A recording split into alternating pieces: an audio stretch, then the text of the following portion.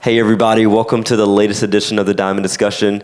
I am your host, Demetrius Woods, and this has been one of the most highly anticipated shows of the year. We're jumping into the Women's College World Series recap, along with my family's personal experience of getting out to Oklahoma City to see the action in person. So with that being said, let's get it started.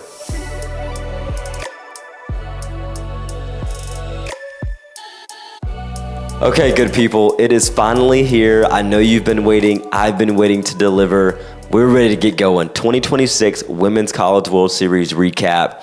And I gotta say, guys, getting out there in person to Oklahoma City was everything and more. Put it at the top of your bucket list, because all the other stuff can wait a year or two or three or four or five, okay? Get out to the Women's College World Series. The next one starts June 3rd of next year. Get on it. Get out. I don't care if your team's there or not. It's totally worth it. Make it happen, okay? However, I want to start just with a couple of things, or 10 things, actually, that I learned from being out at the Women's College World Series in person. Some of it can help and support your game. Some of it's just generally about the atmosphere that comes with Oklahoma City and being at Devon Park. So I'm going to start with number one. Number one is those infielders, man. They support the heck out of their pitchers. If you get a chance to watch, and I know with all the cuts and things like that happen on TV, on ESPN, and wherever the games are streamed, you don't necessarily get to see what I call the behind the scenes, the real life of all the other players, on the field sometimes, right? You don't get to sit there and watch the second baseman and her routine, throughout the entirety of a broadcast, because the camera's not on her all day, all the time, right? So, again, to be able to watch them, though, support their pitcher specifically after a strikeout, after giving up a home run, whatever, after maybe getting to a 3-ball count, maybe it's, 3-0 here, and we just got, we got to refocus. So many times, especially the corner infielders, they're coming all the way up into the circle, giving a little dap, you know what I mean? The middle infielders, man, they're loud, they're into it, they're dialed in, and it's not just because of the moment, right? This is habitual for these ladies, and because it's habitual, because the moment arrived for them, it was like everyday atmosphere for them, right? It wasn't anything new. So I love that. I love to watch these infielders, man, fully support their pitching staffs no matter what. And they're completely sold out. Obviously, they're there to support them with the mitt and the arms as well. But being there vocally as an infielder for your pitcher is everything. So if you need an example of what that looks like, go back and, first of all, go to Oklahoma City and watch. But go back and watch some of the highlights. See if you can potentially see some of that specifically after maybe a strikeout or something like that. So, number two, I thought this was so cool. I've been up to the Women's College World Series on 3 separate occasions now. The first 2 times were 2022 and 2024. I took my travel softball team out there to see it. And then this time was just my family. And for whatever reason, I didn't notice it last time. Maybe because we were sitting in the outfield the 2 times prior. But they fly the flags of the 2 teams that are playing at that time. And I thought that was really cool, to be able to give those teams, and it's such a subtle thing, right? And maybe it's not even just for the teams, maybe it's for the fan bases to be able to see that. I think it's cool to see hey, this is my flag, here's the American flag, and then the flag of the opponent. Right. I just think that's really cool. I thought that was worth mentioning. Shout out to Devon Park, the NCAA, and everybody that has a hand in making the Women's College World Series what it is and making it special for these ladies and their fan bases. I feel like that's one of those touches that should not be overlooked. Okay. Number 3, PFPs, man. PFPs are evident, and they were in form, okay, throughout the entirety of the World Series. My family and I, we did not make opening day, and we did not see day 2, but we saw every day thereafter. So we got a chance to witness 8 softball games, and in every game, sometimes even multiple times per game, PFPs were there. And for those of you who don't know what PFPs are, pitcher fielding practice. That's what that stands for, okay? And you see it come to fruition in these games where these pitchers, man, they have got to field their position. And I'm not just talking about the SportsCenter top 10, comebacker, snag and grabs type situation. No, I'm talking about fielding the bunt. I'm talking about fielding what we all call a swinging bunt, right, where it's just not anticipated that's going to be short. Some of those, balls like that are just really difficult sometimes to make a play at first base on, they're making it, or being able to start a double play, right? A 1-6-3 double play is pretty rare sometimes in softball, I would say. And to be able to see that at this stage in the Women's College World Series was awesome, to be able to watch it unfold. And the ladies were making plays. Like, righties were doing it, lefties are doing it. It didn't matter. Spin and turn and throw, shoot it. Like, they're making it happen. And what I noticed specifically, though, is that none of these pitchers were lobbing the ball over to first base. Like, they were throwing baseball strikes, right? They looked like pitchers still, but baseball pitchers, because they were humming it over to that first baseman, to give themselves a chance to get an out right there. So, again, for those of you who are younger, not at the collegiate level, even if you are at the collegiate level, pitchers out there, man, make sure that you're working on your fielding practice. It is imperative that you field your position at a high level, because it will earn you some outs every single game potentially.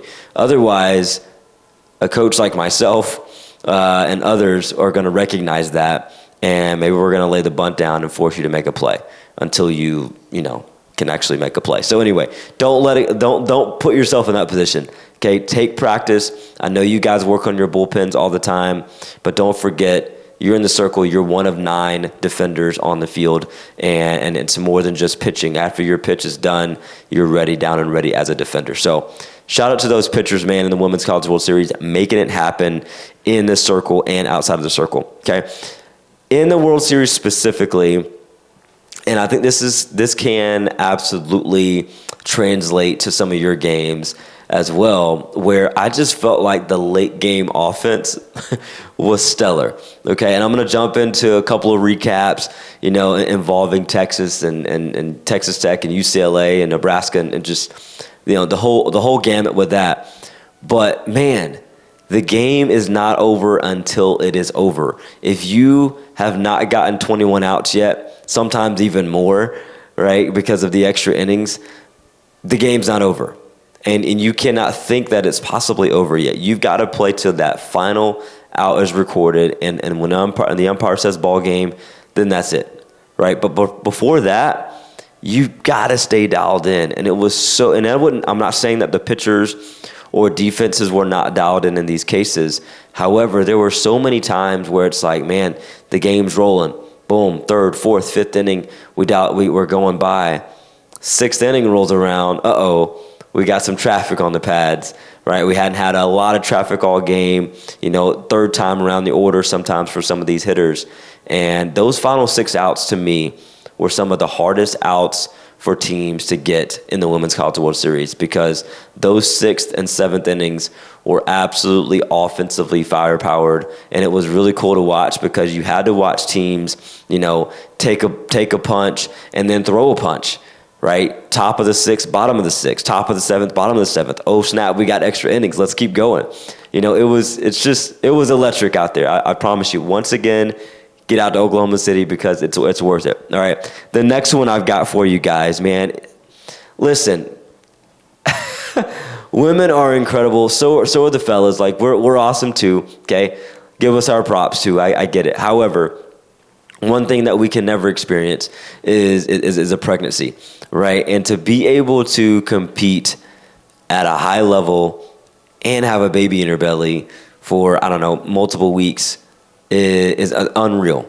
So shout out to Jordy Fromm and every other lady out there. I know Odyssey Alexander did it last season as well. Like so many of these athletes, female athletes, man, are coming out here and they're grinding for their teams. They're not making any excuses for why they can't go out and perform.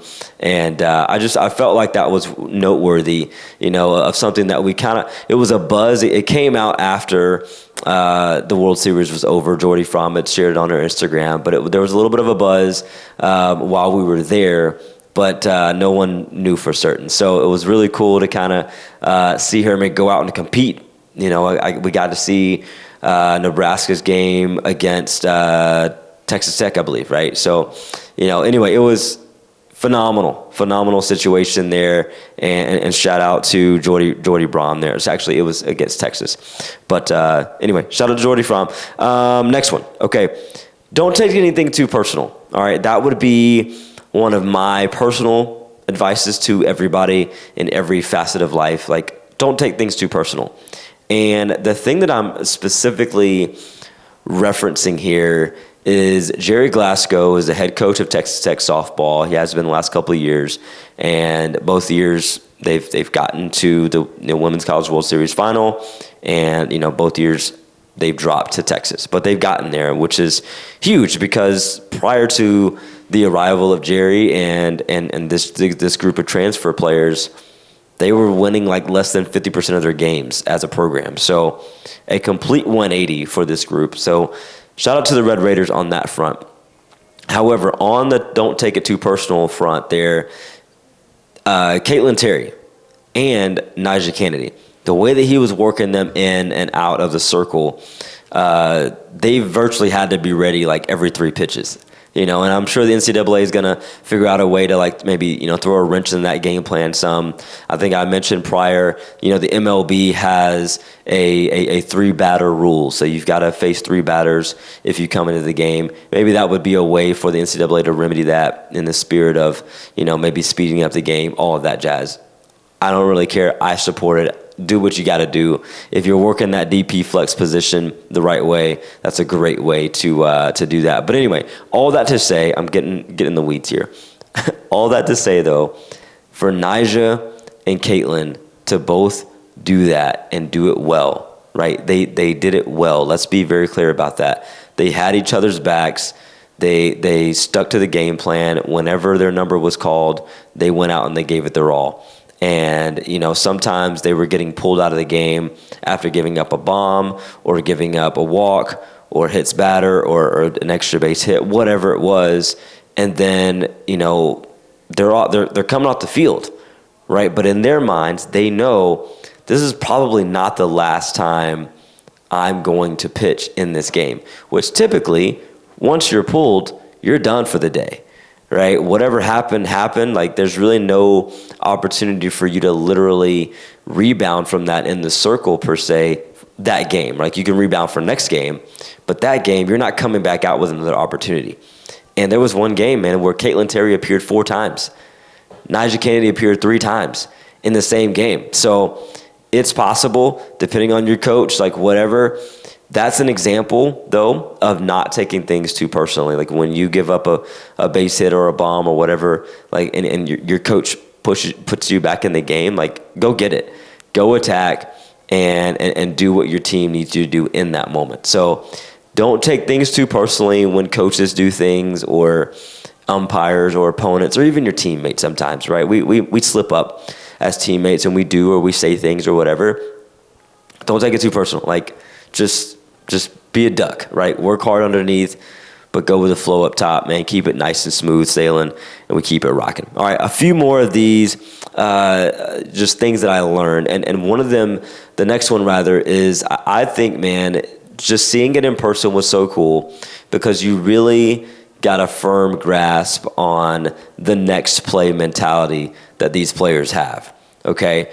I watched over and over again these players go out, hit a home run, hit an extra base hit, make an error, make a bad throw, boot a ball, whatever. They go out and they just the game is gaming, right? Whether it's a good, great, bad, indifferent, whatever. Yet they still go after the next pitch in the same way that they went after the pitch prior to whatever happened. And I think that's a beautiful thing for all of us to witness. Not only is that a life lesson, but specifically for the game, man, for softball and baseball players out there as well. Like, if you are able to go out and do something great and you get excited about it and you have fun about it, like, for example, a double, right? To watch these players celebrate at second base. Shout out to Reese Atwood, by the way. She slipped off the second base during a celebration. Mia Williams did not catch it. This was in the finals.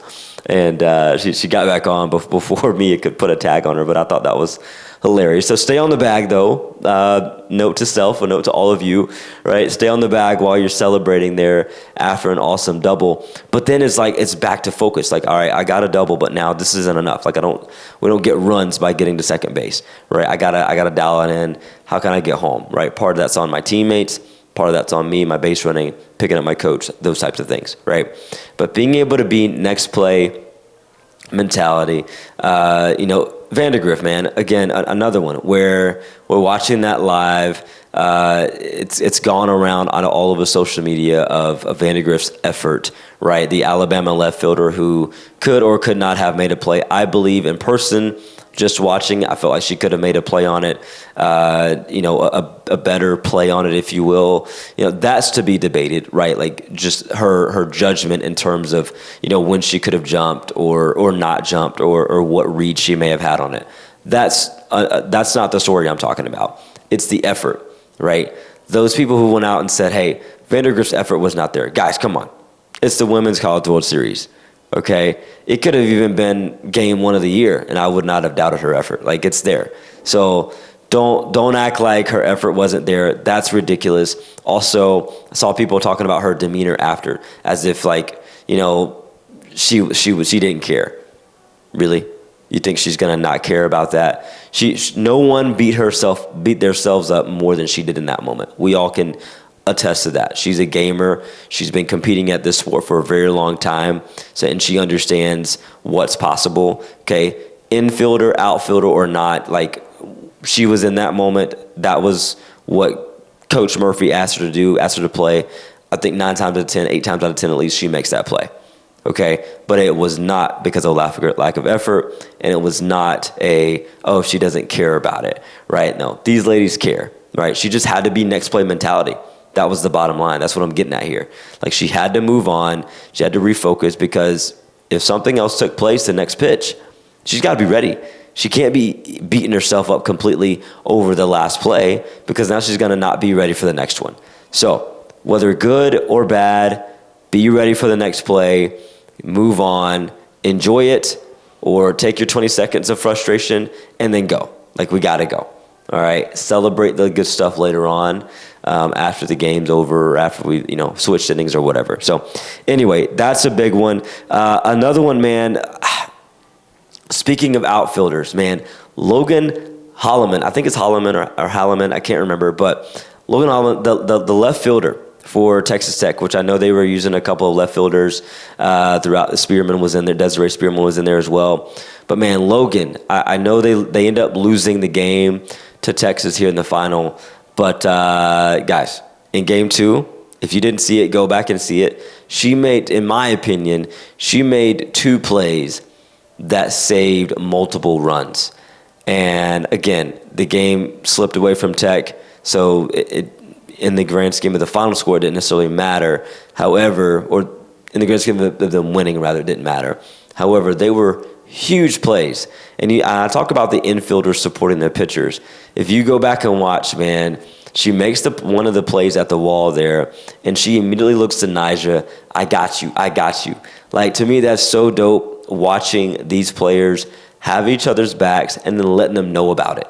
Right, and then Nyjah's just right back at her, like, yo, I'm with you. We're vibing. Like, we're all excited. We're amped up. So, again, getting a good jump, though. All right, that's the bottom line of this point here with Logan, is that if you get a good jump, you give yourself a great chance to make a play.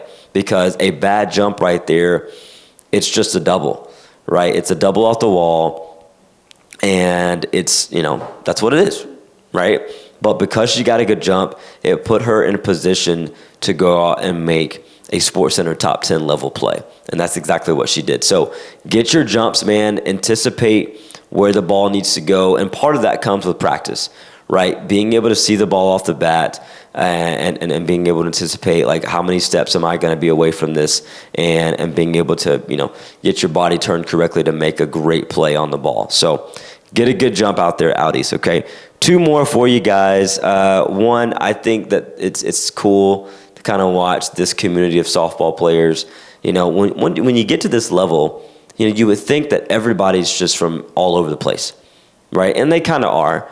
However, the community of softball is so tight-knit, man. Watching Victoria Valdez of Texas Tech and Maya Davis both embrace Caden Henry of Texas there at the end once prior, right just before the confetti hit. It was so cool. And, this is those players that just lost a national championship, right? Slipped through their fingers. They battled all year to get to this point, right? They had to battle in Oklahoma City heavily to get to this point. So we'll get that here in a second. But they just lost, right? But yet they come back out. They watch Texas celebrate. I saw there were people saying, "Oh, Texas Tech didn't shake hands." I don't hear that. Okay, they were there. We were there. We saw them. They were watching the team celebrate. Like it was awesome. Okay, it was a great community, and it was a great display, rather, of sportsmanship. However, specifically talking about those players there, man, they all play travel ball together, and I didn't know that prior. And so, so I'm just thinking like that's really cool. But then realizing, oh wait, they got some history, a lot of history playing on the diamond together as teammates, and then now they're going at it, and kind of basically in each other's way for a national title. But yet, once the lights turned off, they were right there, embracing each other, supporting each other, showing love. And so, anyway, that was really cool. And so, I guess my larger point to that is that you just never know, man, how full circle some things are going to come for you. And so, in this softball community and baseball, rather, in these diamond sports communities, man, things can happen so fast, and it's so small of a community that you just get an opportunity, man, to be around a lot of people often. And that's pretty rare in my assessment. So, man, shout out to the softball community. Shout out to where it is, where it's going, and where it's been. All right, because there's a lot of legends. There's a lot of great people that we don't even know the names of that have helped kind of pave the way for where the softball community is today. So, shout out to everybody who's got a hand in that. Final thought here of things that I learned out in OKC while we were there in person is that Oklahoma Sooners, they were not there, okay? For the last 11 years, they have been. And number one, their fan base some of them were there, right? I could see the Oklahoma Sooners, they're wearing the gear. Some of them are, just kind of rooting on the game of softball. So shout out to those Sooner fans out of Norman, Oklahoma, 30 minutes south. Like, they still came up. That was dope. But larger than that, okay, Oklahoma Sooners were not there. They have dominated women's college softball for the better part of a decade. They've been in the hunt every single year in and year out. Yet this season, they got upset by the Mississippi State Bulldogs, which incredible on their part. We talked about that before already. However, the attendance and the viewership on opening day still broke a single session record. 12,605 people showed up and showed out, and the Oklahoma Sooners were not a part of it. And so what that tells me is that a team that is 45 minutes away, right? They always bring basically half the crowd, right? It feels like. Yet these other 8 teams still came out. They still brought their fan bases with them. And then there's still people like myself and my family who come out just because they love the game that much, right? They didn't have a dog in the fight. You guys know I'm a big-time LSU fan. My wife's a huge Auburn fan. My daughter she thinks she likes Florida. Now she likes Texas a little bit. She's 6. Give her a break. So anyway, the point is, though, is that, guys, I tell you what, man, it was so great to be able to see the people show up and show out for these teams, for the game. Beautiful stuff. So anyway, guys, just a couple more thoughts before we take a break. Okay, and I want to share this with you because I feel like it's just slightly necessary to recap the games that I witnessed, and I'm not going to be long with this, but day one, okay, our day one, of course we get there, it's hot, like it's really hot actually. I wasn't going to tell my wife that I was really hot because it would probably make her even hotter, probably. But anyway, I can deal with the heat. My wife, not as much. My daughter, a little bit less. My son, who's almost 6 months old now, he could care less, right? So anyway, the point is, though, it was pretty toasty, okay? However, don't allow that to stop you from going out of the game, because even though it's toasty, it is still great softball. So anyway, to say that, we get there, and mind you, we've got elimination games to watch out of the gates. Like, we got 2 games that day. We had Texas versus Nebraska, and then we had Texas Tech versus UCLA. And as I mentioned earlier, the late game offense all week long rather, was incredible. And it started with the first game that we got to witness. Katie Stewart, man, coming through with a bomb, like just a launched missile out to left field, albeit off of Jordy Fromm there against Nebraska late to put them up 3-1, and then that's kind of how the game wrapped up. I think this might have been the 6th or 7th inning. I know it was. It was one of those. It might have been the 7th inning. I think the Nebraska only had 1 at bat left. I can't remember. Either way, that was insanity to me. Okay, so Texas. Let me go back real quick. Also, it was wild because Texas and Texas Tech, we watched them our day one. They had to win one game. They won that we were there. They both lost prior. And actually Texas had beaten Mississippi State, so they had to win an elimination game before, my family and I even got there. But anyway, the Texas-Nebraska game, that was wild. Texas Tech, UCLA. We watched Texas and Texas Tech all the way through. Like, every day we got to see both of those ball clubs. And to me, that's pretty rare, seeing 2 teams battle out of the loser's bracket in the fashion that they did. That cannot be understated by any means, because typically the teams who go 2-0, Tennessee and Alabama in this case, are going to move on because they got to be beaten twice, right? Which is very hard to do. It's hard to beat a great team 2 times in the same day. Oh, by the way, after you've already had to win some other games prior to that. So Tennessee and Alabama were well rested. They were prepared, I thought. And so that leads me into our day 2, right? Texas and Tennessee. Game 1, Texas and Tennessee are playing. Man, they face off. And I just felt like Gutierrez, man, she had Tennessee's number offensively, and she was able to, take care of business. They won like 5-2, right? And then it was a 4-0 shutout. Tegan Cavan, man, throws a 2-hitter, right? More on Cavan later. But, like, seriously, guys, just incredible display of work there. So Texas gets through. I'm like, all right, we got fortunate getting to see 2 games so far, 2 against, Texas and with Texas and Tennessee involved there. There's no way Alabama's going to allow Texas Tech to beat them in game 1. And in my opinion, Jocelyn Brisky, as the SEC Pitcher of the Year, I love that Pat Murphy went to her first, because that sends a message that we are here. We're not messing around. We're not going to, delay her to game 2. Tennessee did the opposite, right? Tennessee decided to start Aaron. Gosh, I can't remember Aaron's last name. I apologize, Aaron. But they started Aaron. I thought she pitched very well, by the way. But they decided to go with Colin Pickens in game 2, and Texas ended up getting to her. But, all that to say, though, Alabama was like, we're starting with our pitcher of the year, our conference pitcher of the year. We're starting her game 1, and we're going right after it. And honestly, up until the late game action that took place, it was right there for Bama for the taking. There were so many opportunities for them offensively as well to get things done, and they weren't able to produce. And so eventually that Tech offense got to Brisky there. But again, there was another game to be played though, right? And I think that was the crazy thing about it, is that we ended up getting to see 4 games that day. Two opponents of whatever, Texas and Tennessee, and then Alabama and Texas Tech there.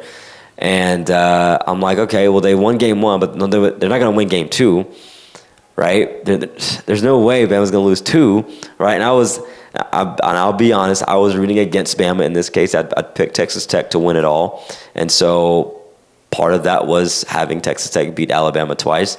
Just didn't think it would happen in the fashion that it did, yet the Red Raiders pronounced themselves, we are here, and they got it done. So anyway, man, crazy 2 days, first 2 days rather, of the Women's College World Series for us. We got to see 6 games, and 3 of those featured Texas, 3 of those featured Texas Tech, and just great softball to start it off with. So anyway, guys, I'm going to come back, though. I'm going to share with you guys what I believe to be the keys to victory in the finale for Texas and Texas Tech, and kind of how that unfolded from there. So we'll be right back.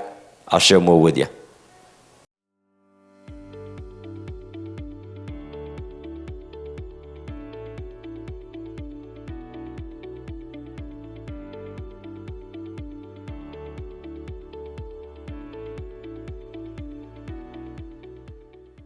Okay, good people. Welcome back to the show. As I mentioned before the break there, I wanted to share with you kind of the keys to victory that I thought were important for both teams going into the finale, right? Mind you, Texas, they are the defending national champions. This is their 3rd straight year getting here. And then on Texas Tech's side, you know, they're the defending runner-ups, if you will, and this is their 2nd straight season getting to the final. However, how did we get here, though? All right, let's recap briefly. Okay, Texas on one side in their super regionals dropped early game 1 to Arizona State, the Big 12 champions, right? Big 12 tournament champion Arizona State Sun Devils. They were right on the cusp of being in this spot right here, where Texas is potentially, and pretty much ruining an opportunity for Texas to defend their title. Okay, so let's start there for them. And then, not only that, Texas loses game 1 of the World Series at the hands of Tennessee. Okay, so you have this dilemma, if you're Texas, of crap, guys, we got to go win 4 straight games, no blemishes, right, to be able to get to the finals, right? That's not to win the finals, that's to get there, right? So they had to go beat Mississippi State. They had to go beat Nebraska. And they had to go beat Tennessee, the team who took them down earlier in the tournament, twice. And they were ready for it. And I believe, without a doubt, that Texas is better when their backs are against the wall. There's no doubt about it to me. If they're in the catbird seat, I think they're gettable. I really do. But when their backs are against the wall and there's nowhere else to turn, they are going to scratch, they're going to claw, and they're going to fight. And they're most likely going to get it done. They have proven to do that over and over again. So that's how they got to the final, right? On the other side, for Texas Tech, that game against Florida, right, or that series rather, the Super Regionals against Florida, they come out game 1. It's slightly emotional, to say the least, right? Mia Williams' return to Gainesville. Don't you love how sports works sometimes, right? I mean, of all the Super Regionals matchups that are possible, right? Texas Tech and Florida. It's a Mia Williams returning home. Now, Texas Tech does have a lot of transfers, so it could have been anybody's return. It could have been Taylor Panel's return to Tennessee, right? It could have been, Jazzy Burns' return to Ohio State, though they weren't part of it, right? But anyway, the point is that, or Caitlin Terry's return to UCLA, which they actually ended up matching up in the tournament. Anyway, so all that to say, though, like, crazy how that works out. But anyway, Texas Tech, though, Super Regionals, they win game 1, they drop game 2 pretty big, actually. It was a double. It was I think Florida put up double digits that game, and it was a handily victory for Florida and Keegan Rothrock in that group there, right? And then game 3, right? So they had to go through Florida on the road, win 2 out of 3, mind you, in the hot sun. I keep mentioning the hot sun because it's relevant sometimes, right? With, maybe it's humid. There were lightning delays. Like, there's all other opportunities for excuses to be made. And I'm mentioning the hot sun because the girls did not, or the women did not make any excuse, right? They just got stuff done. All the ball clubs did, right? Whether they won or lost, they just did not make excuses. They got things done. That's the only way you get this far, right? Is if you render yourself excuseless and then just go at it, go for it, right? So they get through super regionals, and then they win their game 1 versus Mississippi State, and then they lose game 2 of the tournament in Oklahoma City to guess who? Tennessee, right? So Tennessee took down Texas and Texas Tech at some point in this World Series. And yet those are the two teams that find themselves in the final. So I thought that was crazy of kind of how we got here, set up for both of these ball clubs. They both lose to Tennessee. They both have to play a 3-game series in supers. Texas was at home. Tech had to go on the road. So anyway, just wild stuff right there, right? It's crazy how teams are able to bounce back from adversity, and these teams are no different in that regard. But I want to talk about, though, just very quickly here, some keys to victory that I felt like going in. I thought about it before the final series started between these two ball clubs, and the number one key for Texas in my assessment was Tegan Cavan has been outstanding. She was outstanding throughout the entirety of the World Series, through supers, through the conference tournament. They won the SEC championship, right? And then through the regular season. So they needed her consistency to be maintained throughout the Women's College World Series final. And I felt like, obviously having hindsight now, like they had that. Tegan was everything for them. I mean, my gosh, game 1, she mowed them down really without a problem. And then game 2, she comes in the 6th inning and slams the door. All of that late game magic, that stellar offense that I talked about throughout most of the World Series, that 6th and 7th inning work, Tegan Cavan said, we can hush about that at this point because we have a national championship to win and defend. And they did just that on her back. Hence why she was the most outstanding player of the tournament for the 2nd consecutive season. Okay, so they had to have her be great. The second key to me for Texas, was their defensive excellence, right? I thought runs were going to be hard to come by against Tech's pitching staff, which that was not the case in game 1. But game 2, that was the case. They were shut out through the first 4 innings.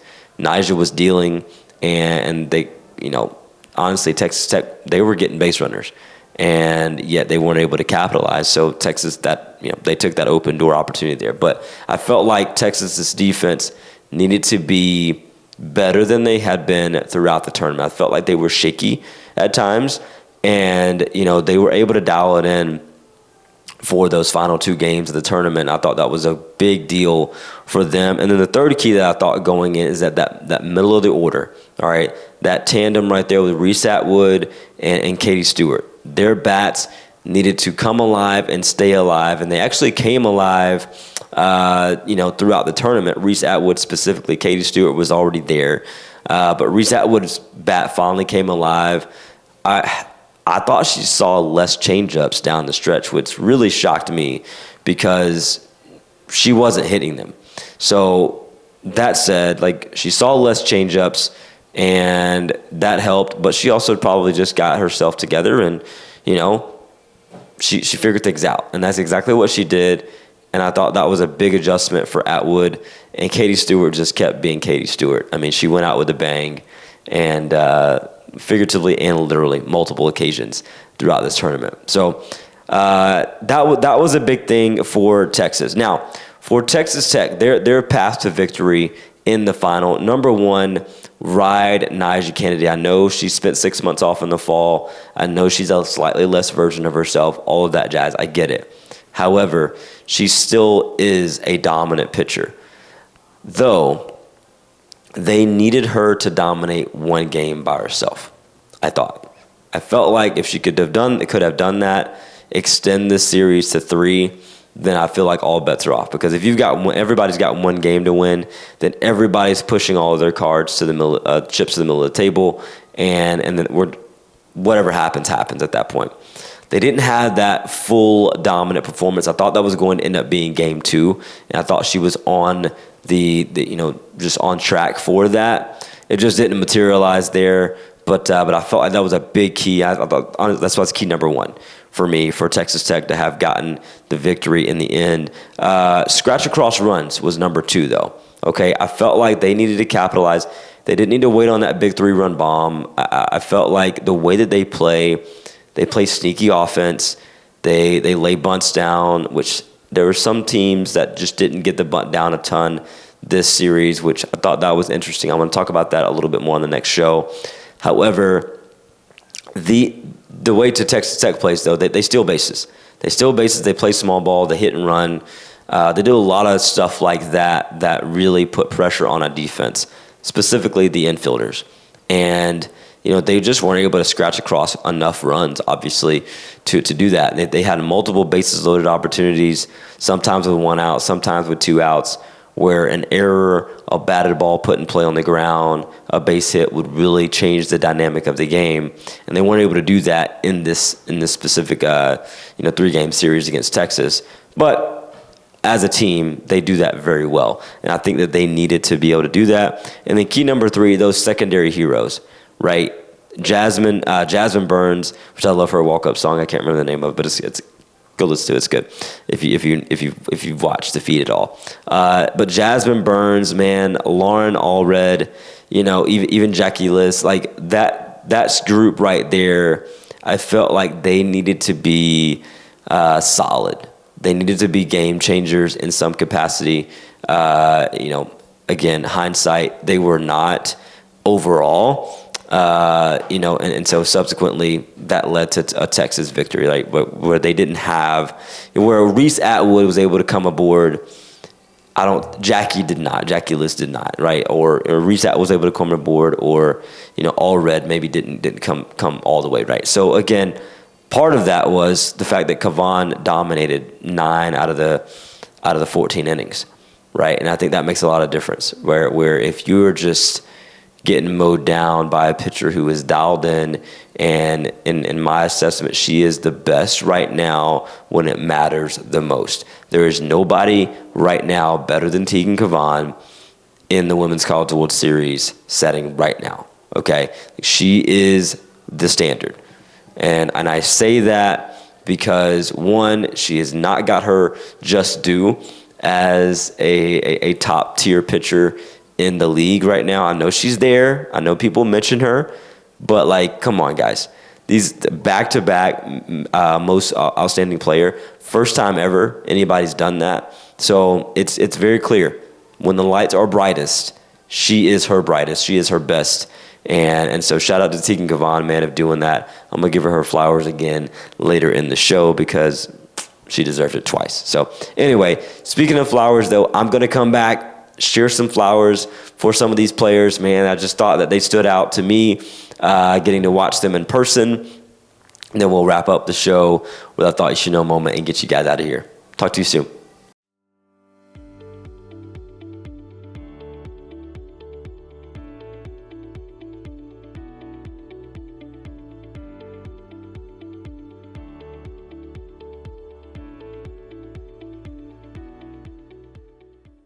Okay, guys, so sadly, the show is about to wrap up. I know you guys have, I hope, rather, you have enjoyed this episode, because I know personally that I've enjoyed sharing it with you, sharing my thoughts, and being able to just come to you, man, just a little bit more giddy than normal, because I got to see it in person.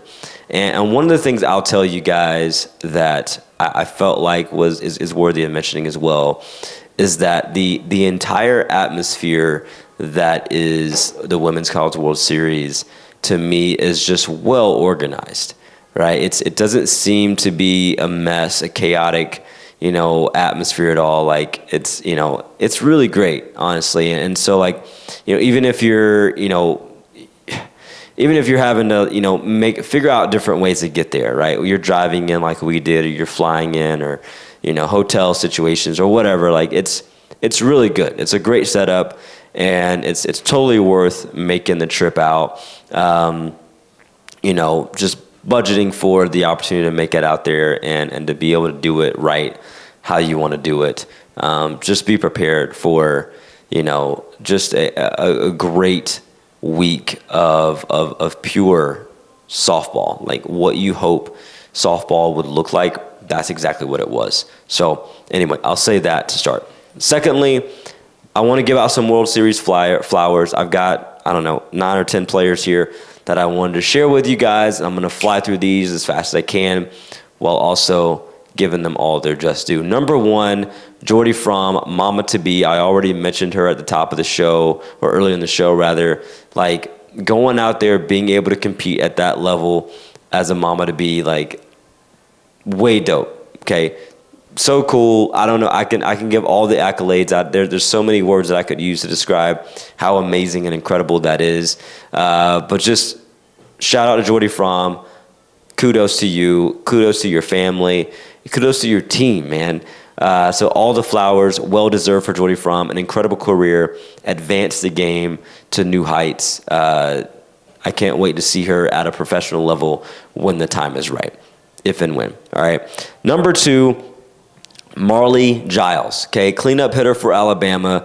I felt like, man, she was just on a tear all year long, really. And she showed up when the lights came on in the Women's College World Series. She was there for her team, and she really, to me, was the standout player for the Alabama offense in general. And I think she actually ended up on the all-tournament team as well. It was so cool to watch her game and the way that pitchers would treat her. Because if you notice, the further along the tournament Alabama got there, I felt like pitchers were really wanting to kind of not pitch around her, not straight up like give her the Katie Stewart treatment that I'm about to talk about here in a second. But they were not going to give her much good to hit. Yet she still made things happen with the bat. So shout out to Marley Giles. Totally flowers earned on that front. Number three, Maya Davis of Texas Tech. 102 hits on the season is just ridiculous. Okay? Texas Tech record, obviously, like just NCAA record, I believe. I say that. Check me on that. However, Maya Davis, though, man, she was incredible throughout the Women's College World Series. She is such a great hitter in the top of the order there. And because she doesn't strike out, because she puts the ball in play consistently and typically hard, she finds holes so many times. And she just does a great job of passing the bat for her team. She's got great speed. Like, she deserves it. So kudos to Maya, man. Flowers on that front. Number four, Jordan Woolery. Okay? And I'm not going to say the bad word here, but she is a BA. Okay? And for those of you who know what that means, great. For those of you who do not, Jordan Woolery, man, she's not to be messed with, is what I'll say on that front. Because I tell you, man, having her and Megan Grant in the lineup batting back-to-back, they used to play together when they were younger. Now they got a chance to go out together at UCLA, which is, I think that's a cool story in and of itself. But, man, Jordan Woolery, man, the way that she plays the game and the way that I saw her play the game during the Women's College World Series this year was electric. And she is a vibe going around the base pads. Like, she makes the home run trot so much fun to watch. It's not boring at all. It's not let me get around the bases as fast as I can. Like, she makes it known I just did it. And I'm here for it. I'm here for that energy. Bring it. And she doesn't shy away from the moment. So Jordan Woolery, flowers, well-deserved on your part. Number five, Carlin Pickens. Man, her swag, her strut, her confidence is everything. And if there's anything that you can pull away intangibly, all right, about Carlin Pickens, right? Yes, she's an amazing pitcher. Yes, she hits her spots. Yes, she's awesome in her game.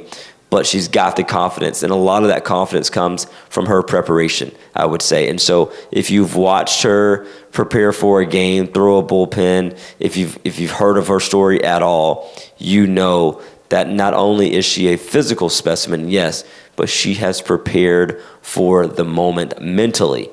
And I think that's a huge takeaway. So I'm giving flowers to Carlin here, but I'm also just giving some thoughts, advice for you guys, our viewership as well. Like, yo, that confidence comes from that practice. And if you can go out and compete at a high level and you're going to do that consistently, you got to practice, and that's where your confidence is going to come from. So the queen of confidence, I'll call her, Carlin Pickens there. Number six, man, Caitlin Terry. I'm sorry. I am genuinely sorry. I apologize for not getting on the train sooner and recognizing your greatness, because I'm so excited to see her senior year at Texas Tech and what she's going to do. But, like, you rarely see there's very few players. I know Rachel Garcia, years ago at UCLA did a great job of it, being a batter in the lineup while also pitching. Like, guys, that's hard to do. It really is. Like, Shohei Ohtani is Shohei for a reason, right? But Caitlin Terry, man, she's incredible, really. And she's an ace pitcher on a lot of teams, and including Texas Tech now. And also, she's such a great bat in the lineup, right? And so to have her in your lineup and in your circle, like, that's come on. So Caitlin, I'm sorry for not hopping on the wagon sooner, but you have just floored me by your abilities and just your approach to the game. So flowers well due to Caitlin Terry as well, guys. All right, next one. I think we're on number 7 here. Miss Barry Bonds in the best way possible here, because Katie Stewart of Texas getting the Barry Bonds treatment down the stretch, being intentionally walked, has everything to do with what she has shown you with the bat. She has consistently been excellent. All right, that's why she was the SEC Player of the Year in part. And then also, guys, just watching her drop bombs and watching her bat stay through that zone and really pretty much catch anything she wanted. And so eventually teams are like, okay, she won't beat us. And I respect the other teams for saying that and doing that. But I also respect the heck out of her for forcing other teams to make a decision. Are we going to give her a free pass, or are we going to try and go after her? So, Katie Stewart, you are an all-tournament team player for a reason. That's no shocker. You went out with a bang, senior season. Hats off. Number 8, Nyjah Kennedy. Okay, last time I'll probably mention it, the injury there in the fall. She was out for like 6 months. Couldn't work on anything, yet she proved to be the ultimate player still. Like, she went out and competed. Obviously, she had way less at bats this year, but man, flowers well overdue for her in the way that she goes out and she battles, and she showed the world, man, like, I am that girl, and she did it with the utmost humility, and I think that was the most genuine part, I think, of her game, that she's humble as all get out. And she is she's a coach's player for certain. And so love that about Nyjah Kennedy, man. Big flowers going to her. Number 9, Logan Halleman of Texas Tech. Come on now. Like, what is this in the outfield here? It was so beautiful to watch in person. I got up out of my seat both times. Both crazy plays she made out there in the outfield. I was up. I was cheering. The crowd was rocking. Texas fans were shocked. Texas Tech fans were shocked. If you watched it on TV, I'm sure you were floored as well. But Logan Halleman, great stuff. Flowers galore for the plays that you were making out there in the outfield, just getting after it at the highest level, on the biggest stage possible. So shout out to Logan Halleman there as well. And my last set of flowers are going to the most outstanding player, Tegan Cavan. Put some respect on her name 2, 3, 4 times, because she is also that girl. She is not just in the conversation, okay? She is a heavy part of that conversation in my assessment of the best pitcher in the country when it matters the most, okay? And who would you rather have right now other than Tegan Cavan in the circle when the lights are at their brightest, the stage is at its biggest? Nobody, not me, because she continues to deliver against high-powered offenses and against the odds at times too. So shout out to Tegan Cavan, man. Flowers for her tenfold and what she was able to accomplish in the circle. And it was a beautiful thing to watch, and it was really cool. As I mentioned, Nyjah's humility, like Tegan Cavan as well. Like, she's just the little engine that could, in the best way possible there. Like, she just goes. She just runs and runs and runs and runs and runs.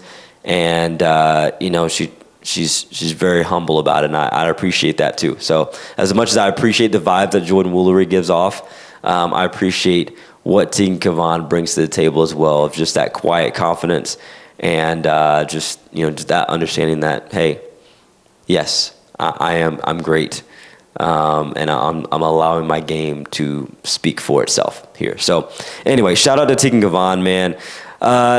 Guys, I could speak for another hour. I'm going to wrap this show up with a thought you should know moment. Thank y'all for tuning in, though, because this has been so much fun to share with you guys. The next show is going to be about the men's College World Series and a little bit of advice giving on that front, too.